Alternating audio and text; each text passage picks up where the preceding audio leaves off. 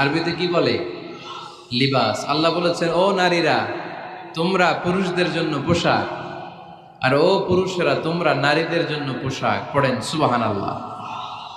পোশাকের বেসিকলি তিনটা কাজ। কয়টা? কেউ কথা কয় না, আরো জোরে বলেন কয়টা? এখন আওয়াজ আসলো থেকে? আওয়াজ করে উত্তর দিবেন, চিল্লায় বলেন পোশাকের কাজ কয়টা? এভাবে শেষ পর্যন্ত খোঁচায় যেন সাউন্ড বের করা না লাগে, স্বপ্রণোদিত ভাবে উত্তর করবেন, ক্লাসের মতো হোক। তিনটা কাজ। এক নম্বর কাজ হচ্ছে পোশাক ইজ্জতের আবরু, লজ্জাস্থান ঢেকে রাখে, ঠিক কিনা? আমাদের লজ্জাস্থান ঢেকে রেখেছে আমাদের পোশাক।